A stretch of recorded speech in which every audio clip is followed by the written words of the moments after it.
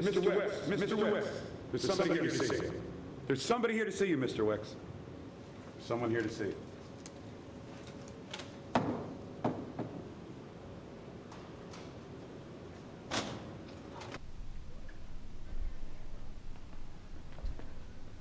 Mr. Wicks, my name is Richard Leach, Chief of Staff for the Special Ops Unit of the CIA. You kidding me? Take a walk. As of right now, you have been recruited to the Central Intelligence Agency. Until further notice, you'll have no contact with any friends or family. Well, excuse me, Mr. Leach. I don't ever remember signing up to work with any of you boneheads that call yourself intelligent. Consider your citizenship to the United States your signature. I'm sure you're aware of the multiple assassinations and subsequent death threats on key political figures throughout the world. I know. Prime Minister Harvey Francis died right when his plane was taken off. Russian President Zarnecki was poisoned. And your recent addition, President Edward Kerner, died at gunpoint in the Oval Office. And what does any of that have to do with me? Wicks, I'd like you to meet Special Agent James Folsom. It's a pleasure to be working with you. I'm working on this case for about a year now. Pieces don't fit. That's why puzzles are for children ages 8 and older.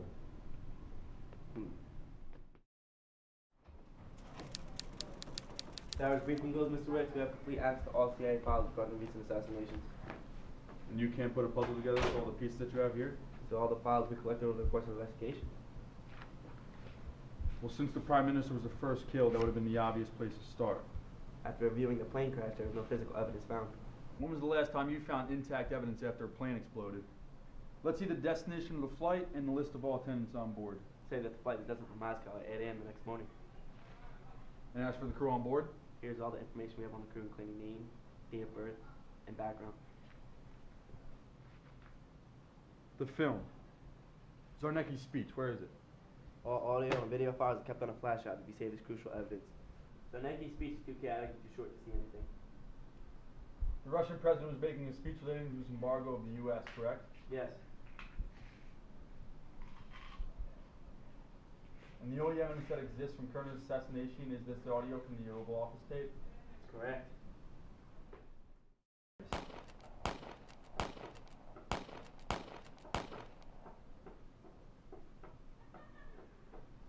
I know who the next target is. But we have to catch a flight. Let's go.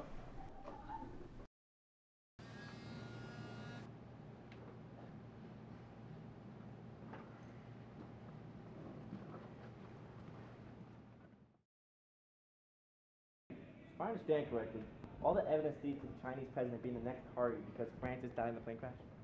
And President Zarnecki died when giving his speech of the embargo of the U.S.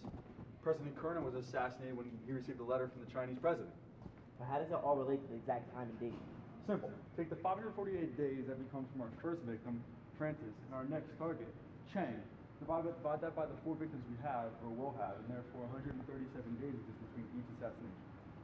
So you know when it's going to happen, but who's going to do it? Someone who's very fond of puzzles.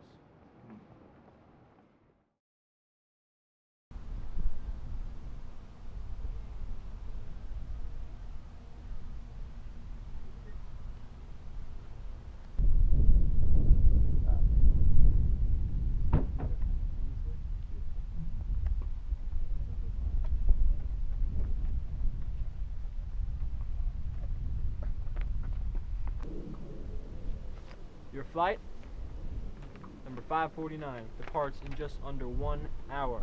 I suggest you be there, gentlemen. You will arrive in Beijing at 0800 hours. Good luck. Will do, sir.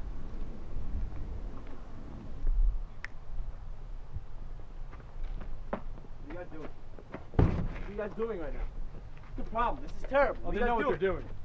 For a guy that loves puzzles, you need some work. When you talk. Well, since I've allowed you to arrest my top operative, you mind telling me what it is you are doing? Starting from the top. The Prime Minister's flight to Moscow was quite suspicious after reviewing the backgrounds of each crew member, who were all of Chinese origin. You know that the CIA keeps record of all their agents' locations at any given time, and sure enough, Folsom met in China just days before the flight took off. The film footage of President Zarnecki's speech that was too chaotic and short to find anything actually caught our top agent walking away from the scene unlike every other surrounding person. It was easy again once I found the records of his location at that time. It sealed the deal. As for President Kerner, no one has access to the Oval Office unless they hold a high position in the political world. President Kerner's audio recordings of that happenings at that time caught the pattern of the gunshots, which was awfully familiar to the pattern that Folsom kept tapping as we were reviewing the evidence. Which leads us right into Folsom's motive. My guess, if you check his bank record starting 548 days ago till now, it'll be a nice steady income with a nice bonus check with a Chinese name attached to it. So you think the Chinese is responsible? My guess is the head of the government? Yeah, well, next time let's make this a little more worth my time and effort. Hey, Wicks!